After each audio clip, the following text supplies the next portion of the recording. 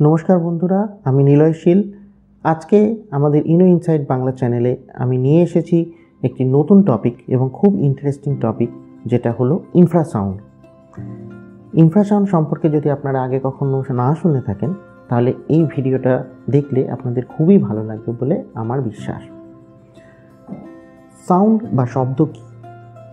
শব্দ হলো যে কোনো অবজেক্ট, আমাদের পৃথিবীতে যে কোনো অবজেক্ট যখন ভাইব্রেট করে বা কাঁপে, তখন সেখান থেকে শব্দ তৈরি হয় বা সাউন্ড ওয়েভস তৈরি হয়, এবং সেটা হয় compression and rarefaction of the medium. মানে হচ্ছে কোনো অবজেক্ট যখন ভাইব্রেট করছে, তখন চারপাশে যে হাওয়া রয়েছে অ্যাজ এ মিডিয়াম, সেটা একবার কম্প্রেসড হচ্ছে আর একবার রেয়ারিফ্যাকশন হচ্ছে। অর্থাৎ এইভাবে সাউন্ড ওয়েভগুলো প্রোপাগেট করে, এক জায়গা থেকে আরেক জায়গায় যায়। এবং সেই জন্যই কোথাও কোনো জায়গায় আওয়াজ হলে সেটা আমাদের এয়ারের মিডিয়ামের মাধ্যমে আমাদের কানে আসে, এবং কানের ভেতরে যে ইয়ার ড্রাম আছে সেখানে ভাইব্রেশন করছে, এবং সেইটা আমাদের ব্রেন সেটাকে সেন্স করে সাউন্ড হিসাবে আমাদের পারসিভ করাচ্ছে। এটা হলো শব্দ কাকে বলে বা সাউন্ড কাকে বলে। তো আমাদের যে টপিক আজকে ইনফ্রাসাউন্ড, সেইটা বলতে গিয়ে আমি এতগুলো কথা সাউন্ডের সম্পর্কে কেন বললাম? কারণ হচ্ছে আমাদের মানব শরীর, অর্থাৎ আমাদের ব্রেন বলুন বা আমাদের কান মেনলি, কারণ কানই তো আমাদের শ্রবণ যন্ত্র। তো আমাদের কান 20 হার্জ থেকে 20 কিলো হার্জ, অর্থাৎ 20 হার্জ থেকে 20,000 হার্জ ফ্রিকোয়েন্সি শুধুমাত্র পারসিভ করতে পারে বা ফিল করতে পারে। তার কম বা বেশি হলে সে সেটাকে পারসিভ করতে পারে না, বা আমরা সেই আওয়াজটা এক কথায় বললে শুনতে পাই না। তো যেগুলো 20 হার্জ যে নিচে, সেগুলোকে বলা হয় সাবসনিক ফ্রিকোয়েন্সি, আর যে সাউন্ডের ফ্রিকোয়েন্সি 20,000 হার্জ অর্থাৎ 20 কিলো হার্জের ওপরে, সেগুলোকে বলা হয় আলট্রাসনিক ফ্রিকোয়েন্সি। তো এই যে সাবসনিক ফ্রিকোয়েন্সি, যেটা আমি আগে বললাম, অর্থাৎ 20 হার্জের নিচে যে ফ্রিকোয়েন্সিগুলো, সেগুলোকে যেমন সাবসনিক ফ্রিকোয়েন্সি বলা হয়, এবং সেটাকে ইনফ্রাসাউন্ডও বলা হয়। এবার ইনফ্রাসাউন্ড এর আমাদের লাইফের উপর কি ইম্প্যাক্ট, বা সেটা কিসে কিসে ব্যবহৃত হয়, সেটা নিয়েই আজকে আমাদের টপিক। এবং এটার পেছনে একটা ছোট্ট স্টোরি আছে, খুব ইন্টারেস্টিং স্টোরি। তাহলে বন্ধুরা, আমাদের চ্যানেলের সঙ্গে থাকুন এবং আসুন আপনাদের আমি নিয়ে যাই ইনফ্রাসাউন্ড সম্পর্কে দু কথা বলার জন্য। এই যে সাবসনিক ফ্রিকোয়েন্সি, অর্থাৎ 20 হার্জের নিচে যে ফ্রিকোয়েন্সিগুলো আমাদের কানে আসে, সেগুলো আমরা শুনতে পাই না বা ব্রেন সেটাকে পারসিভ করতে পারে না, অর্থাৎ আমরা ইনঅডিবল বলেই ওটাকে ভেবে থাকি। কিন্তু অদ্ভুতভাবে এই ফ্রিকোয়েন্সিগুলোর আমাদের শরীরের ওপর একটা বিশেষ প্রভাব আছে, একটা ইনফ্লুয়েন্স আছে। কিরম ইনফ্লুয়েন্স? যদিও বা আমরা জিনিসটা বা সেই আওয়াজগুলো শুনতে পাচ্ছি না, কিন্তু ব্রেন কিন্তু সেগুলোকে প্রসেস করছে, এবং প্রসেস করে অদ্ভুতভাবে একটা স্পেশাল ফিলিং আমাদের মধ্যে তৈরি করছে। সেই স্পেশাল ফিলিংটা কি? সেই স্পেশাল ফিলিংটা হলো ভয় বা ফিয়ার। শুনতে খুবই অদ্ভুত লাগতে পারে যে একটা সাউন্ডের ফ্রিকোয়েন্সি আমাদের কানে পৌঁছচ্ছে, যেটা আমরা শুনতেও পাচ্ছি না, অথচ সেটা আমাদের মনের মধ্যে একটা ভীতি সঞ্চার করছে। সেটা কিভাবে হতে পারে? এর পিছনেও সায়েন্সের বেশ কিছু যুক্তি আছে এবং একটি সুন্দর গল্প আছে। একটা এক্সপেরিমেন্ট করা হয়েছিল বেশ অনেকজন ভলেন্টিয়ারকে নিয়ে।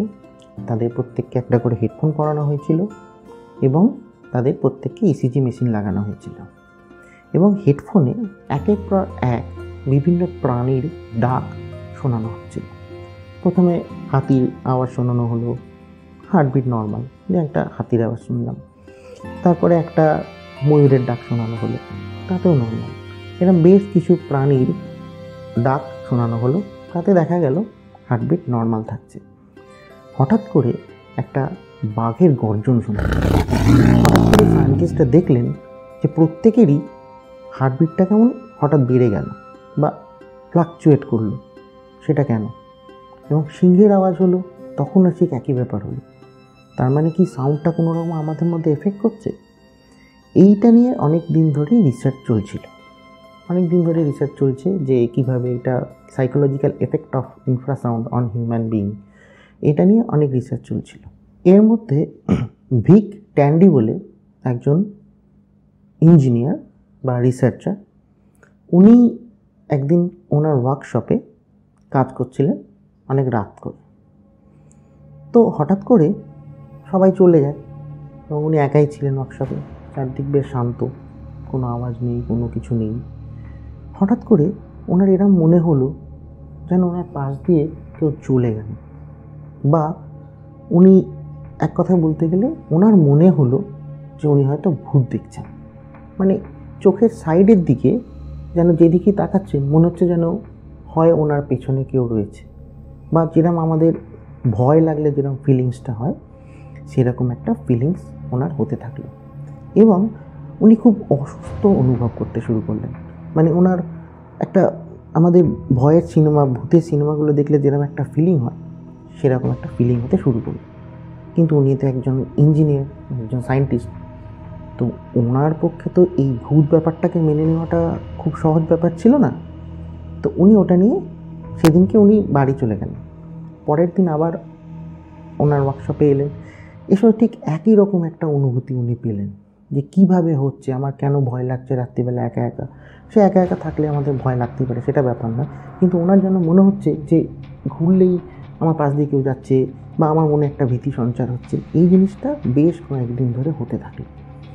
তখন উনি কিছুতেই এই জিনিসটাকে মানে মন থেকে মুছে ফেলতে পারলেন। উনি কী করলেন, এটা নিয়ে আরও গভীরে রিসার্চ করতে শুরু করলেন। উনি দেখলেন যে ওই ঘরে একটা পুরনো ফ্যান ছিল। সেই ফ্যানটা যখন চলছিল 18.98 হার্জের একটা ফ্রিকোয়েন্সি সেখান থেকে বেরোচ্ছিল, এবং সেই ফ্রিকোয়েন্সিটার জন্যেই ওনার মনের মধ্যে সেই ভীতি সঞ্চারটা হচ্ছিল, বা উনি ভূত দেখছিলেন। তাহলে এবার প্রশ্ন উঠতে পারে যে সেটা না হয় আওয়াজটা হচ্ছে, উনি ভয় পাচ্ছেন, ওনার একটা ভয়ের একটা ভীতির ফিলিংস আসছে, সেটা মানা যায়। কিন্তু উনি যে দেখতে পাচ্ছেন, বা ওনার মনে হচ্ছে একটা ছায়া মূর্তি চলে গেল, বা উনি পিছনে ঘুরলে একটা কিছু দেখতে পাচ্ছিলেন, এই জিনিসটা কিভাবে হলো?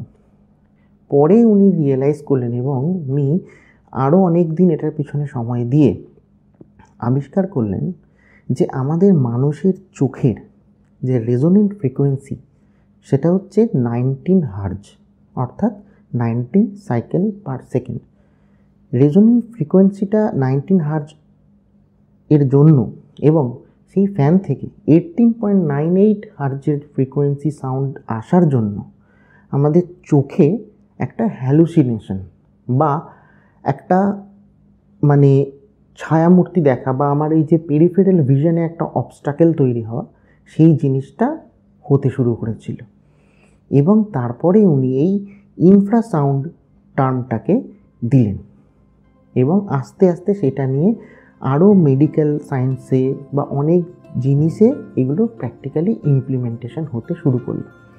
অর্থাৎ ইনফ্রাসাউন্ড মানে সাবসোনিক ফ্রিকোয়েন্সি, কিন্তু সেটা আমাদের সাইকোলজিক্যাল এফেক্ট যে করছে, এটা নিয়ে ওনার যে ইনভেনশন বা ওনার যে ফাইন্ডিংস সেগুলো উনি আস্তে আস্তে পাবলিশ করতে শুরু করলেন, এবং ইনফ্রাসাউন্ড টার্মটা উনিই প্রথম আমাদেরকে দিয়েছিলেন।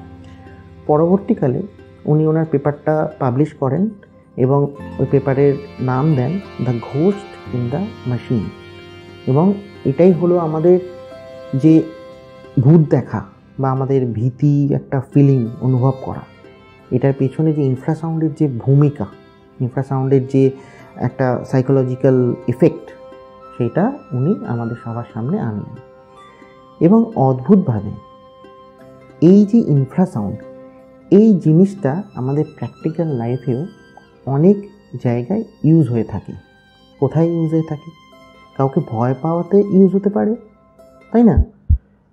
বেশ কিছু হলিউড মুভিজ আছে, যেমন ধরুন দ্য সাউন্ড অফ সাইলেন্স, তারপর হচ্ছে দ্য কনজিউরিং, তারপর হচ্ছে ইরিভার্সেবল।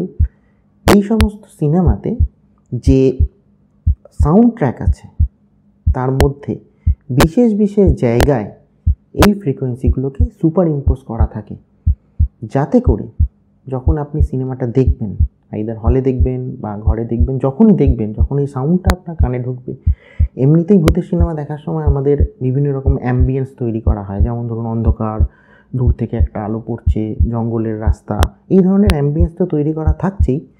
তার উপরে এই যে 18.98 বা ঘোস্ট ফ্রিকোয়েন্সি যেটাকে বলছে, এইটাকে ওই সাউন্ড ট্র্যাকের মধ্যে এমবেড করা থাকে, যাতে করে আপনি যখন দেখবেন অটোমেটিক্যালি আপনার মধ্যে একটা ভীতি সঞ্চার তৈরি হবে। সিনেমাটা বন্ধ করে দেবেন, সঙ্গে সঙ্গে দেখবেন ওই সেন্সেশনটা চলে যাবে। তো এইভাবে প্র্যাকটিক্যালি আমাদের হলিউড ইন্ডাস্ট্রিতে এই ইনফ্রাসাউন্ডটাকে ইউজ করা হয় বিভিন্ন ভূতের সিনেমা বা হরর ফিল্মের জন্য, এগুলোকে ইউজ করা হয়ে থাকে। তো দর্শক বন্ধুরা, আপনাদের এটা মনে হতেই পারে যে সেই ফ্রিকোয়েন্সিটা কেরম শুনতে, যদিও সেটা শুনতে পাওয়া যাবে না, তবুও আমি চেষ্টা করছি যে সেই ফ্রিকোয়েন্সির একটা সাউন্ড ট্র্যাক বা সাউন্ড ক্লিপিং আপনাদেরকে শোনাতে। তাহলে প্রস্তুত থাকুন। এখন থেকে নেক্সট 10 সেকেন্ড আপনাদেরকে আমি ইনফ্রাসাউন্ডের বা ঘোস্ট ফ্রিকোয়েন্সিটাকে শোনাবো। দয়া করে মন দিয়ে শুনুন।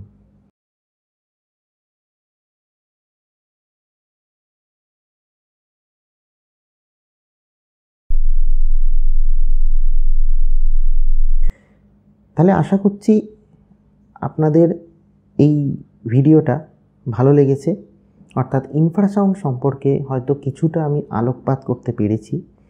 এবং যদি ধরুন আপনাদের এই ভিডিওটা ভালো লেগে থাকে, তাহলে দয়া করে আমাদের চ্যানেলটাকে সাবস্ক্রাইব করবেন এবং লাইক করতে ভুলবেন না। ইনো ইনসাইট বাংলা, আমরা এই চ্যানেলের থ্রু দিয়ে বিভিন্ন রকম সায়েন্টিফিক এক্সপ্ল্যানেশন, সায়েন্টিফিক টপিক, এবং শুধুমাত্র সায়েন্টিফিক নয়, বিভিন্ন হিস্টোরিক্যাল, বিভিন্ন টেকনোলজি, বিভিন্ন টপিক নিয়ে আমরা আলোচনা করে থাকি। তাহলে আজকের মতো আমি আপনাদের কাছ থেকে বিদায় নিচ্ছি। দেখা হবে নেক্সট ভিডিওতে। ভালো থাকবেন।